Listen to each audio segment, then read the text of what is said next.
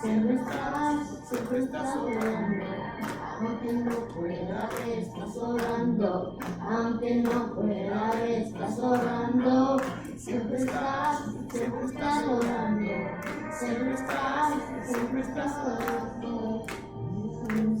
Abres caminos, cumples promesas, tus centinelas, mi Dios, así eres tú. Oh, Dios, abres caminos, cumples promesas, tus centinelas, mi Dios, así eres tú. Oh, milagroso, abres caminos, cumples promesas, tus centinelas, mi Dios, así eres tú. Así eres tú. Así eres tú. Así eres tú.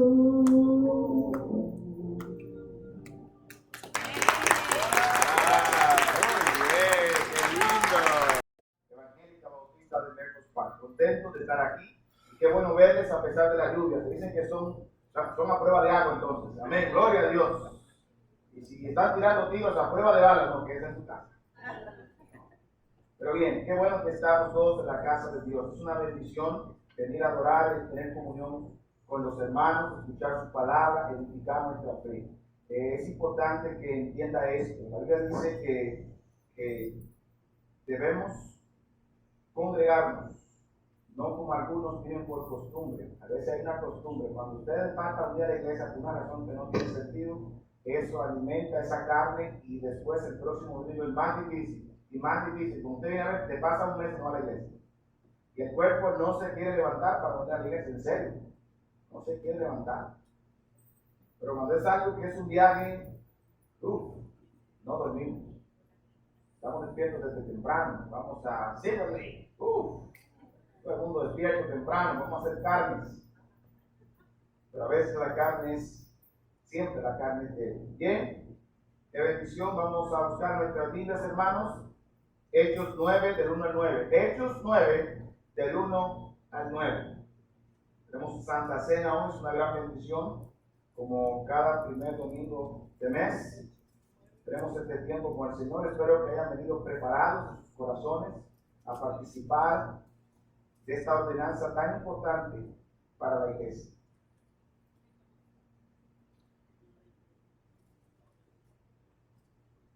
Hechos 9, del 1 al 9. ¿Están todos allí, hermanos? Dice así la palabra del Señor. Saulo, respirando aún amenazas y muerte contra los discípulos del Señor, vino al sumo sacerdote y le pidió cartas para las sinagogas de Damasco, a fin de que si hallase algunos hombres o mujeres de este camino, los trajese presos a Jerusalén.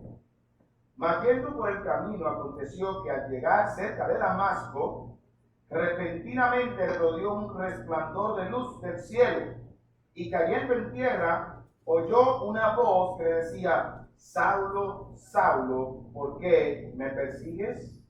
Versículo 5. Él dijo: ¿quién eres, Señor? Y le dijo: yo soy Jesús, a quien tú persigues. Dura cosa te es dar voces contra el aguijón. Él, temblando y temeroso, dijo: Señor, ¿qué quieres que yo haga? Y el Señor le dijo: levántate y entra en la ciudad, y se te dirá lo que debes hacer. Y los hombres que iban con Saulo se pararon atónitos, oyendo la verdad la voz, mas sin ver a nadie. Entonces Saulo se levantó de tierra, y abriendo los ojos no veía a nadie. Sí, así que llevándole por la mano le metieron en Damasco, donde estuvo 3 días sin ver, y no comió ni bebió. Vamos a orar. Eterno Padre del cielo, qué bueno es leer tu palabra. Qué bueno es adorarte, venir a la iglesia a compartir, porque nuestra alma se aviva, se levanta. Aquellos que vienen con un corazón contrito, aquellos que vienen, Señor Dios, con desánimo, aquellos que están tentados, aquellos que necesitan de tu intervención. Esta es tu casa donde nos fortalecemos. Gracias, Dios, una vez más, porque es tu diseño para nuestro bien, para nuestra alma, porque te encanta, Señor Dios, ver vidas transformadas. En este momento, bendice este mensaje. Oh Padre, úsame con poder para el beneficio de tu pueblo. En el nombre de Jesús. Amén. Pueden tomar asiento, mis amados hermanos. Eclesiastés 3:11 dice algo importante. Dice, Dios ha puesto eternidad en el corazón del hombre. Esto quiere decir que el hombre, el ser humano, en él hay una esperanza de que hay vida después de la muerte. Hay algo que como que te lo dice, y es Dios que pone esto en el corazón. Y entonces de ahí en adelante hay como una resistencia y hay un deseo de vivir. Nadie se quiere morir. Nadie. Todo el mundo quiere buscar la manera de cómo alargar su vida. Y hay muchísimas cosas y eso es natural, porque es Dios que lo pone allí. Queridos hermanos y amigos que nos visitan en esta mañana, no se acaba todo cuando uno muere. No es verdad. Hay vida después de la muerte. Hay vida. Hay resurrección. Porque un día, dice la Biblia en Hebreos 9:27, y de la manera que se ha establecido para los hombres que mueran una sola vez, y después de esto, el juicio. No se acaba cuando usted se muere. No es así. Y hay dos lugares donde usted va una vez que usted muere. Cuando usted deja este plano físico, llega entonces lo que es un plano espiritual. Está la gloria de Dios, está en el cielo, y está el castigo eterno que está en el infierno. Y esto es una verdad, no es un cuento de niños.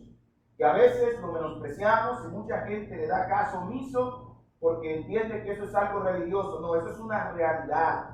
Es una realidad. Así como hay cárceles para aquellos que delinquen en nuestro reino humano, así también hay cárceles espirituales para los que delinquen para con Dios. Dice la Biblia que la paga del pecado es muerte. Así que tenemos que tener mucho cuidado y preguntarnos sinceramente, después que yo muera, ¿a dónde va mi alma? Pregúntelo, pero pregúnteselo sinceramente. Cuando yo muera, ¿directo al cielo? Y mucha gente responde con el buen deseo de decir, oh sí, yo voy al cielo.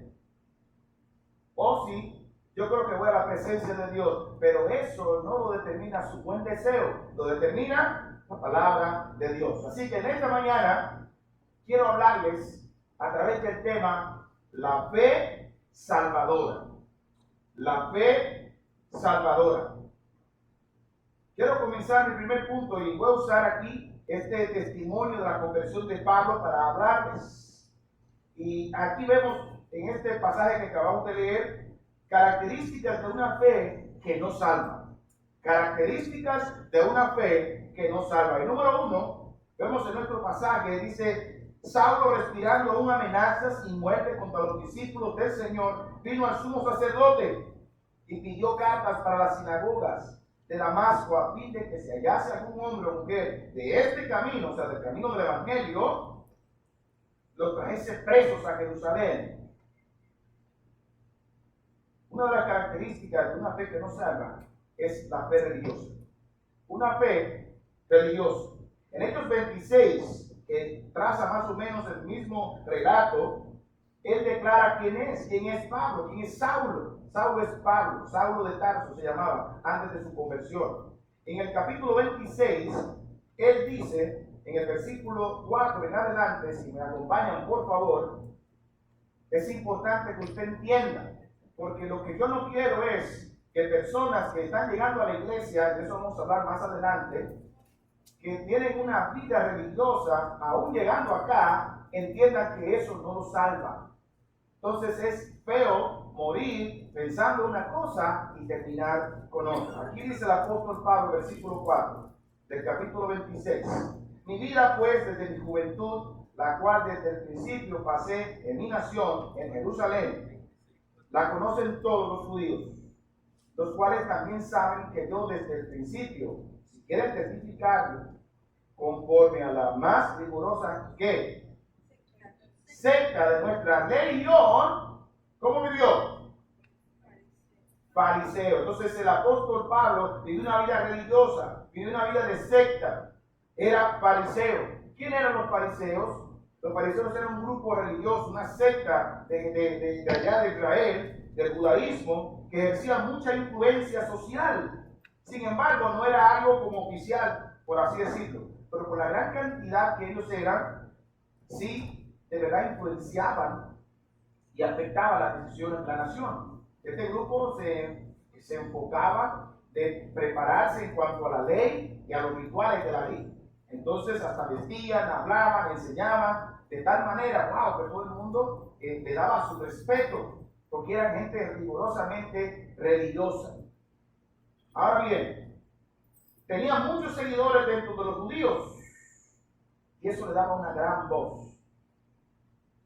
La religión muchas veces nos hace pensar a nosotros que estamos bien, y no es así. El hecho de que usted crezca en un lugar donde hacen rituales, normas, reglas, rituales de todo tipo, en las que muchas veces nosotros nos sometemos, a veces nos da la idea y pensamos de que por eso somos salvos.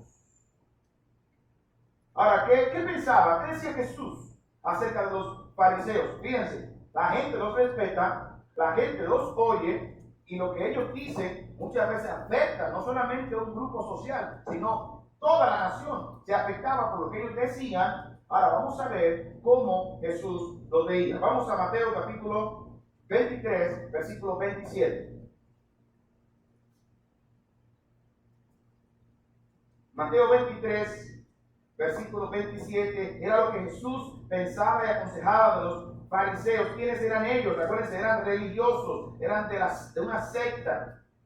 Algo que no era oficial, algo que no era reconocido en sí delante de Dios. Sin embargo, eran respetados y llegaron a ser personas que realmente tuvieron mucha influencia en Israel. ¿Lo tienen, hermanos? No quiero leerlo sin que lo tengan y lo anoten ustedes. Es importantísimo. El versículo 27 dice: ¡ay de vosotros! ¿Qué dice? Escribas y fariseos. ¿Qué dice? Hipócritas, porque sois semejantes a sepulcros blanqueados, que por fuera, a la verdad, ¿cómo se muestran? Hermosos. Siga leyendo.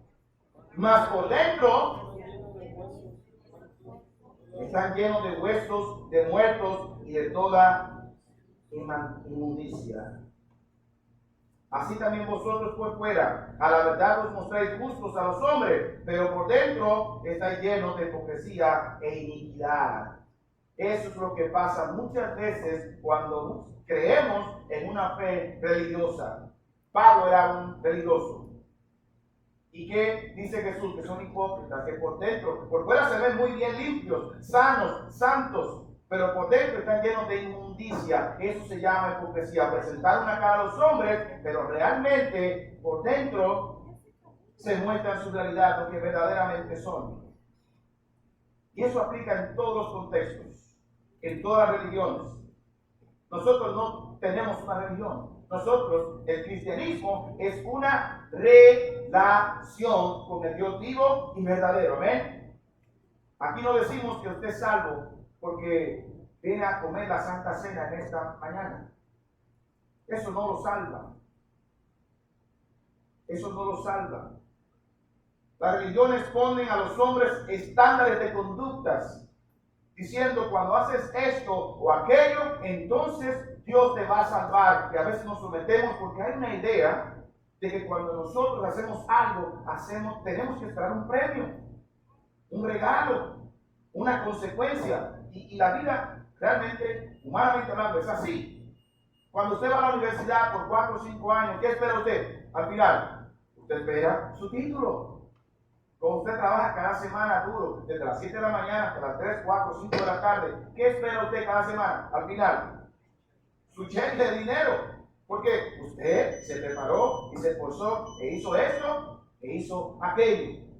Entonces con la religión pasa lo mismo.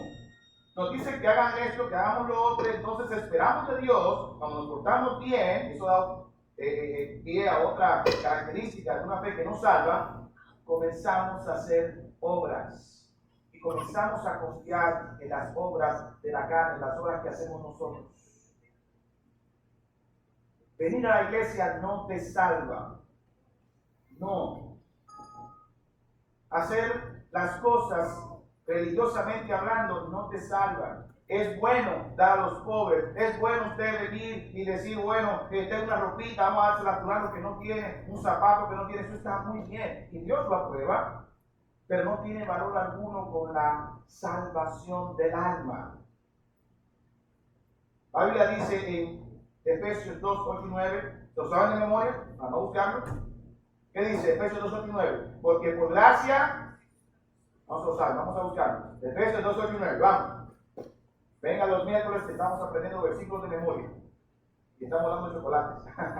No venga por los chocolates, venga por aprenderse la palabra de Dios. Efesios 2, 8 y 9. Vamos a decirlo todos juntos, porque en verdad, hermanos, aún entre nosotros puede haber personas que piensen que son salvos porque vienen, porque sirven, porque son de bendición. Sin embargo, no tienen la fe que salva, no tienen la fe salvadora. ¿Qué dice Efesios 2, 8 y 9? Todos juntos. Por medio de la fe.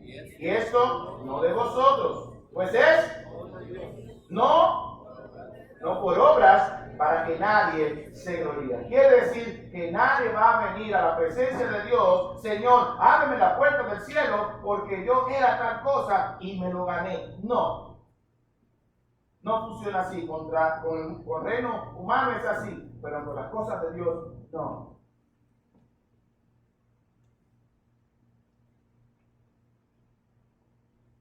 No seremos salvos por las obras. Padres queridos, amados de nuestra iglesia, esto pasa con muchísima frecuencia con sus hijos, los hijos que nacen en la iglesia. Porque a veces pensamos que cuando tenemos los hijos en la iglesia y los dejamos allí en la cuna o en las clases, pensamos que con eso se van a hacer salvos. No. Y eso es lo que da como resultado que una vez que tengan 15, 16, 17, 18, 20 años, una vez que tienen la libertad, entonces la decisión, se van. Y tú te preguntas, ¿cómo es eso? Sí, porque usted, mi amado hermano, tiene la responsabilidad en su casa darle ejemplo de salvación y hablarles del evangelio. Amén. Y tener con ellos devocionales y retarlos y llamarnos a la atención de acuerdo a la palabra de Dios. Y eso es lo que lo va a formar. No traigan a los niños a la iglesia para que sean formados en las cosas de Dios. Padres, es su responsabilidad hablarle de sus hijos en la casa. Dice la Biblia, cría el niño en su camino y cuando fuere viejo no se apartará de él. Tiene que sembrar la semilla de la palabra de Dios. La garantía de que tu hijo sea un buen hombre no está en la educación que tú vas a invertir en ellos. Está en la palabra de Dios que tú le siembres. Oigo pocos amén, eso me gusta. Grito más fuerte. Necesitamos entender estas cosas porque qué difícil será cuando mucha gente pensando que va para el cielo, se muere y está confiando en algo falso y despierta en un lugar que no quiere despertar. El infierno. La fe no es basada por obras. Este apóstol Pablo era un hombre grande por las obras. Era un erudito, era un hombre respetado. Mira cómo fue a buscar cartas para perseguir a los cristianos porque él entendía que estaba haciendo algo muy bueno. Y tenía un background que usted lo lee, que no es todo hombre que tiene esta lista de preparación. Vamos a Filipenses 3, versículo 5. Vamos a ver la vida de Pablo antes de Cristo Jesús. Filipenses 3, 5 y 6. Un hombre religioso, un hombre que basaba su fe, basaba su creencia en las obras de la ley, en lo que conseguía, en los títulos que tenía, en el conocimiento que tenía. Dice, ¿lo tienen todos, hermanos? Circuncidado el 8º día, del linaje de Israel, de la tribu de Benjamín, hebreo de hebreos, en cuanto a la ley, fariseo otra vez, en cuanto a celo, perseguidor de la iglesia, en cuanto a la justicia, que es la ley, verá que dice allí, irreprensible. O sea, no era digno de que lo reprendieran por algo malo que haya hecho. Hay muchísima gente que piensa que por su buena moralidad, nunca ha caído preso, está trabajando en su vida todos los días, es esforzado en su casa, tiene un buen matrimonio. Pues yo no necesito el evangelio porque yo soy un santo, yo estoy bien. No. Ningún ser humano será justificado por las obras de la ley delante de él, dice la palabra de Dios en Romanos. Características de una fe que no salva. Hermanos, no somos salvados por las obras de la ley, ni por la moralidad, ni por los conocimientos que tenemos. ¿Cuál es el fruto o resultado de esta fe que no salva? Y está claro en el pasaje que tenemos como texto base, en el capítulo 9, pueden ir allá. ¿Cuál es el resultado? Frivolidad. Hay un vacío. Con el tiempo, cuando la gente está haciendo las cosas por ganársela, y no hay un espíritu, un corazón dedicado, porque conoces el Dios vivo y verdadero, las cosas que hace lo cansan. Que hay una frivolidad, sin darte cuenta, incluso estás pecando y pecando crees que estás bien. En el versículo 1, ¿cuál era el sentir de Pablo en su corazón real a buscar a los del camino? Contéstese usted mismo. Versículo 1, ¿qué dice? Saulo, respirando aún amenazas y muerte contra los discípulos del Señor. ¿Cuál es el sentimiento que tenía por dentro supuestamente buscando a Dios? Era de odio, resentimiento, pecado de asesinato, los querían matar. Él los quería matar.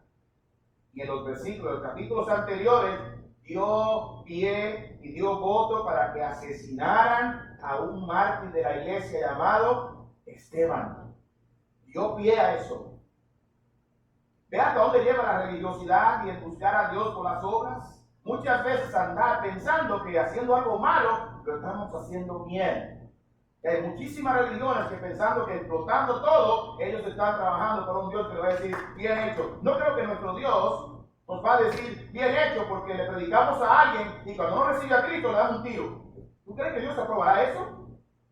Los cristianos no hacemos eso. Tuviera menos para el muerto. Conviértete, te doy un tiro. No. No lo hacemos con el odio ni con el resentimiento. Así lo hacía Pablo, buscando cartas para matarles, para meterlos en la prisión, para torturarlos.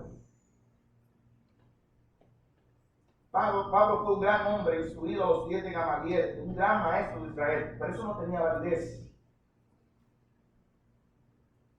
Es increíble cómo muchas veces pensamos que por el conocimiento intelectual en cuanto a historia incluso de la Biblia, nos justificamos delante de Dios como que por eso vamos al cielo. No, eso es una fe que no salva. Hermano, en serio, si tienes estas cualidades y piensas que eres salvo aún viniendo aún en esta misma iglesia por años, déjame decirte que estás equivocado. Y es mi deseo en esta mañana enseñarte la palabra de Dios para que salgas de este letargo espiritual, porque cuando una de las cosas que nos damos cuenta que no estamos bien con Dios es cuando no tenemos fruto. Cuando años van y años vienen y no hay un resultado que podemos decir, esto es lo que he cosechado de parte de Dios.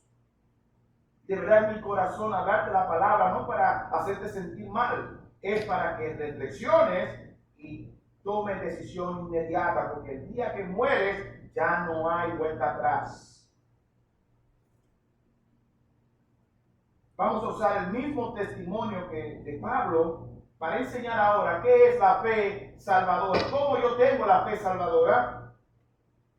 Vamos al versículo 3 de nuestro texto base. Versículo 3. Mas yendo por el camino, aconteció que al llegar cerca de Damasco, ¿lo tienen, hermanos? Cerca de Damasco, repentinamente le rodeó un resplandor de luz del cielo, cayendo en tierra, oyó una voz que decía, Saulo, Saulo, ¿por qué me persigues? Hermanos, cuando estás buscando la fe verdadera, la luz de Dios debe hacerte caer en tierra, debe humillarte. Repito, cuando quieres la fe salvadora y hay una intervención de Dios en tu vida, la luz de Dios debe humillarte, debe tumbarte. Porque una de las cosas que tenemos es el orgullo y la arrogancia de pensar de que yo puedo salvarme por mí mismo, así como el apóstol creía. Debemos entender que realmente el pecado es sobremanera malo. A veces pensamos que para venir a Dios y necesitar a Dios tengo que hacer pecados grandotes. Hermanos, dentro de la misma iglesia puedes estar pecando, de verdad. Y es porque no eres salvo y debes ser rodeado de la luz de Dios. De tal manera que te tumbe, debe humillarte, aplastarte y hacerte ver el pecador que eres, el pecador que soy. Y de esta manera entonces yo tengo un corazón humillado. Ya no está confiado. Dios te hace ver que la dirección por donde vas es pecaminosa y muchas veces debemos ser confrontados. Hechos 9:4 dice, y cayendo en tierra, dice, oyó una voz que le decía. Yo te hago una pregunta. ¿A qué voz se refiere? ¿Cuál es la voz aquí? ¿Quién es la voz aquí? ¿De quién es esta voz? ¿De quién? La voz de Cristo, la voz de Dios. ¿Y qué es la voz de Dios? ¿Qué es la voz de Dios? Su palabra. Debe ser confrontado con la palabra. Y Dios lo hace de muchas maneras. Si vive el apóstol con esa impetuosidad a buscar a los discípulos que van por este camino, pensando que lo estaba haciendo bien, pero le salió de frente el Rey de Reyes y Señor de Señores. ¡Uf! Y lo humilló. ¿A dónde vas? ¿Qué tú vas a hacer? Ahí se presentó el Rey, el verdadero Rey. A Dios que él pensaba que estaba sirviendo, le dijo, óyeme, usando su voz, la palabra, ¿por qué me persigues? Oh, Dios mío, yo me imagino. A veces vamos por un camino pensando que vamos bien. Hay caminos que al hombre le parece derecho, pero su fin es camino de muerte. Ya sabemos mucho, pensando que estamos bien, pero realmente estamos mal y necesitas la voz de Dios que te diga que estás mal y que te reprenda para que entonces despiertes. Mucha gente no quiere oír predicación porque cuando oye predicación se oye que se toca su pecado y comienzan a temblar, están hablando de lo que yo estoy haciendo. Y a veces ni vienen o tienen predicadores favoritos porque les gusta que le hablen al oído cositas bonitas. No, la palabra de Dios es para confrontarlos, para decir dónde está el problema, para sanarlos. El pecado, hermanos, es malo. ¿Para dónde iba Pablo? Según el pasaje, iba para Damasco. Y la actitud era, voy a matarlos, a destruirlos. Hay personas que dicen ser creyentes teniendo una vida de pecados.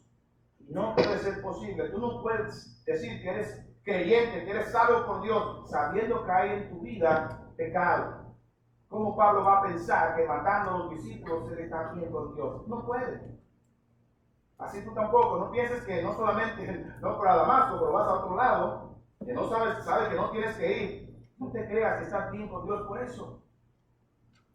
A mí me encanta aquí porque cuando la Biblia dice muchas veces, en Mateo 7:21, tienen que buscarlo, es muy famoso ese pasaje, no todo aquel que me dice, Señor, Señor, entrará en el reino de los cielos. Hay cosas que los hombres no vemos, pero hay cosas que Dios sí ve. Estos decían en Mateo 7:21, que las acabo de mencionar, Señor, en tu nombre hicimos milagros, ¿ves? Hicimos, echamos fuera demonios. En tu nombre hicimos muchos milagros, mas te declararé apartados de mí, hacedores de maldad. Se sorprendieron. Eso no es una metáfora. Dios conoce el futuro, eso pasó, ¿verdad? Va a pasar.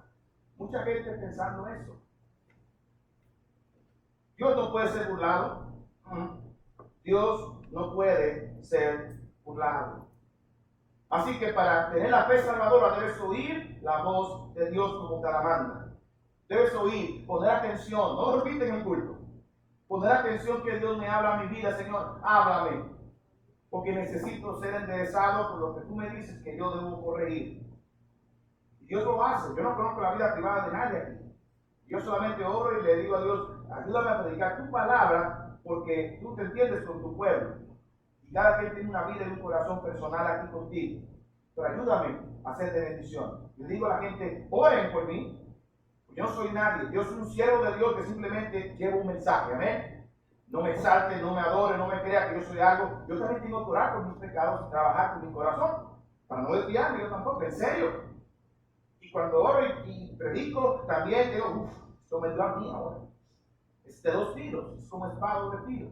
Yo puedo dar, pero yo me doy. Así es. Entonces esto es para todos. Me gusta cuando estudio la palabra de Dios, porque la palabra de Dios te inquieta, nos molesta, nos confronta. Así que hermano, óigala de buena gana. Oiga la palabra de Dios. Jesús confronta el pecado de Pablo haciéndole una pregunta. ¿Cuál es la pregunta que le hace? A ver, según el pasaje. ¿Cuál es la pregunta que le hace? ¿Por qué me persigues? Cuando estudio la Biblia, cuando estudiamos la Biblia, vemos que Dios usa preguntas. ¿Usted cree que Dios no sabe la respuesta? Claro que se la sabe. Lo que pasa es que son preguntas que nos hacen analizar. ¿Por qué me persigues? Dura cosa de dar cosas con el aguijón. Es como querer doblar, como dije el otro día, la punta de una espada con la frente. Tú te vas a hacer daño. Pero le haces esa pregunta para que te analice. Dios busca que el hombre vea su pecado y lo expone para que se arrepienta y cambie de dirección. Es lo que quería Dios de Pablo. Estás caminando un camino tenebroso de maldad y yo te lo quiero impedir para decirte que estás mal. Y eso lo hace en forma de pregunta. Y Dios lo hace así desde el principio. Vamos a Génesis capítulo 3. Miren que lo hace en forma de pregunta. Fíjense. Y lo hace en toda la Biblia. Pero vamos a usar Génesis. Vamos a buscar rápido. Génesis capítulo 3, versículo 8. Siempre usando su voz, que es su palabra. ¿De acuerdo? ¿Qué dice 3:8? Y oyeron la voz de Jehová Dios que se pasaba por el huerto al aire del día, y el hombre y su mujer se escondieron de la presencia de Jehová Dios entre los árboles del huerto, porque sabía lo que habían hecho. Cuando haces algo malo y escuchas un predicador o la voz de Dios de alguna manera, y no te quieres arrepentir, lo que hace es que te escondes. Versículo 9. Mas Jehová Dios llamó al hombre y le dijo, es una pregunta. ¿Qué le dijo? ¿Dónde estás tú? ¿Acaso Dios no sabe dónde está usted? Claro. Está buscando la forma de que tú reconozcas tu mal, Adán. Seguimos, versículo 10. ¿Qué dice otra vez? Otra pregunta. Y él respondió, oí tu voz en el puerto y tuve miedo porque estaba desnudo y me escondí. ¿Ves lo que estoy diciendo, hermanos? Se estaba escondiendo la presencia de Dios por el pecado que había hecho. Se estaba escondiendo de Dios porque había hecho algo mal. Versículo 11. Dios le dijo, otra pregunta. ¿Quién te enseñó que estabas desnudo? Ve la pregunta. Dios usa preguntas. Y le da otra pregunta. ¿Cuál es la otra pregunta? ¿Has comido del árbol que yo te mandé? ¿No comieses? Hermano, ¿usted cree que Dios no sabía que le había comido? Dios sabía antes de que iba a ser tentado, que iba a ser tentado y que iba a pecar. De manera que Dios usa muchas veces cuestionantes en tu vida para que reflexiones y entiendas que estás mal delante de Él.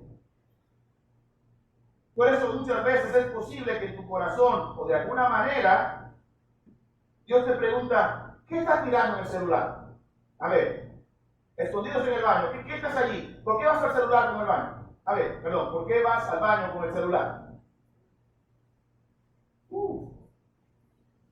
Y sigue Dios preguntando, ¿cuáles son las fotos que tienes en el celular? ¿Por qué sigues ese perfil de Facebook que tú sabes que no está reportando, no está mostrando nada bueno?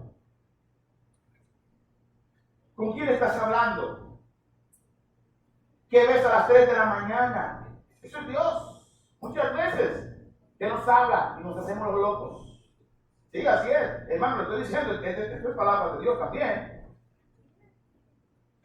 ¿Qué haces andando con esta persona? ¿Por qué no vienes a la iglesia? Dios señalará tu pecado, siempre. Dios señalará su pecado. Y Dios dice que quiere salvarte. Estamos hablando, no quiero que se me vaya, estamos hablando de la fe salvadora y Dios quiere salvarte. Así que debes oír la voz de Dios cuando te habla, cuando te pregunta, cuando te cuestiona, cuando vienes aquí, pon atención porque Dios usa su voz para ayudarte. Dice la palabra de Dios en Romanos 10:17. Así que la fe es por el oír y el oír por la palabra de Dios. A la gente cuando yo le evangelizo, le predico, amigos y familiares, yo digo, yo no quiero que tú te conviertas de una vez. A veces es un proceso. Pero ven a la iglesia y escuchando palabra de Dios te va convenciendo cada día de que realmente lo necesitas. Tomas una decisión en tu corazón en un momento dado que dices, sí, entiendo ya. Yo necesito a Dios. Entonces toma la decisión de arrepentirte porque Dios está trabajando con tu vida y con tu corazón. Confiesa tus pecados y apártate del mal. ¿Cuál es el pecado de Pablo? ¿Cuál es el pecado de Pablo por el cual él lo confiesa? En 1 Timoteo capítulo 1, versículo 13 al 15, lo confiesa. Dice, versículo 13, habiendo yo sido antes blasfemo, perseguidor e injuriador, mas fui recibido a misericordia porque lo hice por ignorancia e incredulidad. Él confiesa su pecado, él lo dijo. Y aunque no se ve aquí en este pasaje, pero algo trastornó los propósitos pecaminosos de Saulo, que después se convierte en Pablo, cuando se encontró con Jesús y con su palabra, y cuando fue confrontado, y cuando iba de gallardo, de valiente, y como dice en mi país, de guapo, a buscar a los discípulos, terminó temblando. En el versículo 6, él temblando y temeroso dijo, Señor, ¿qué quiere que yo haga? Es el deseo de Dios confrontarte. Ahí le dice en Proverbios 28:13, el que cubre sus pecados no prosperará, pero el que los confiesa y se aparta alcanzará misericordia. La misericordia es alcanzada, pero debe haber una actitud en el corazón de reconocimiento del mal. Hice mal. Y hacer esfuerzo de alejarte. Aquí el apóstol Pablo inmediatamente temblando, versículo 6 de nuestro pasaje principal, dijo, Señor, ¿qué quieres que yo haga? Su actitud cambió. Su enojo, su odio cambió. Se puso manso de una vez. Y esa es la actitud de que es un resultado de que tú realmente tienes la fe salvadora y que Dios ha impactado tu vida, es que te pones sumiso, te humillas. Le dices a Dios, ¿qué quieres que yo haga? ¿Qué es lo que hay que hacer? A veces hay gente que tú le predicas y en verdad hace una profesión de fe y su vida sigue normal como que no pasó nada. A mí, por más que me lo diga con su boca, cuando no pregunta y no busca qué hacer para la gloria de su Dios, a quien lo salva, es posible que realmente en su corazón no haya ocurrido nada. En Hechos, en el mismo capítulo, en el capítulo 16, vimos su nombre, el carcelero de Filipos. Cuando fue confrontado con la palabra de Dios y Dios estaba trabajando en su corazón, entendía que lo que estos hombres decían era el evangelio de salvación. Porque Pablo predicaba a tiempo y fuera de tiempo, y seguro le predicó a este hombre también. En el versículo 28, no tienen que ir allá. De Hechos 16 dice, mas Pablo clamó a gran voz diciendo, no te hagas ningún mal, pues todos estamos aquí. Él entonces, pidiendo luz, se precipitó adentro y temblando, misma actitud de Pablo, ¿sí ven? Temblando, temeroso. Viendo luz, se precipitó adentro y temblando se postró a los pies de Pablo y Silas y sacándoles digo, señores, ¿qué debo hacer para ser salvo? ¿Qué debo hacer para ser salvo? Cree en el Señor Jesucristo y serás salvo, tú y tu casa. Eso yo te digo en esta mañana. Tú tienes fe que no salva porque estás creyendo que naciste en una iglesia, porque te portas bien, porque te vistes bien, porque hablas bien, porque eres una persona moral, porque tienes conocimiento y tienes años en la iglesia. Déjame decirte que tu fe no te va a salvar.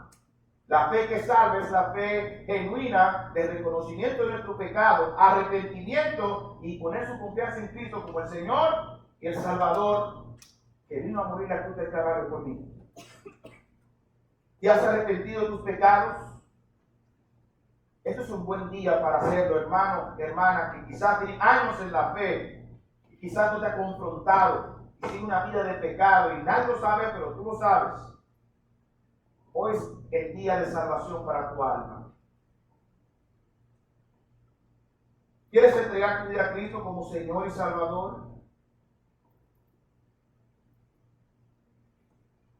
Vuelvo y te pregunto y termino con esto. Cuando tú mueras, ¿a dónde va tu alma? Es lo más importante. Tú no sabes cuándo mueres. Por lo tanto, el día de salvación es ahora. Vamos a orar. Padre, gracias por tu palabra, que nos confronta y nos llena de retos. Y a veces construimos un muro grande de buenas obras, de religiosidad, de apariencia, pero por dentro estamos vacíos, Señor, buscando sentido a nuestras vidas, porque la religión no llena, no salva. Oh Padre, te pido por todos los que estamos aquí, si hay alguien que tiene un corazón que de verdad está dispuesto a entregar su vida a Dios y entiende que es pecador o pecadora, Padre, abre a su vida a través de la voz de tu palabra. Que tu Espíritu Santo le convenza de pecado y que entienda que está perdido sin Cristo. Yo pregunto en esta mañana, ¿hay alguien que quiere entregar su vida a Cristo Jesús como Señor y Salvador?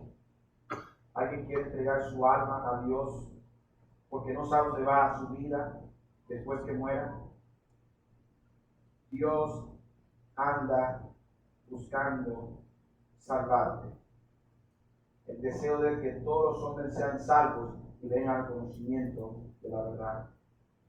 Hay alguien que dice, hermano Miguel, pastor, tengo años, pero mi vida es un vacío. Entiendo ahora es porque no tengo a Dios en mi corazón. Levanta tu mano, es para reconocerte, no avergonzarte. Quiero creer, arrepentirme de mis pecados para que Jesús los borre y creer en Él como el que murió, fue sepultado y al tercer día resucitó de los muertos para pagar por mis pecados. Hay alguien que dice, quiero entregarme a Él. No te vayas sin Cristo en esta mañana porque no es un juego, es tu alma que te ha pedido y Dios la quiere salvar. Gracias, Señor, una vez más por tu palabra. Te pido, Señor, que calme los corazones y que no vuelva vacía como ha sido aquí. En el nombre de Jesús. Amén.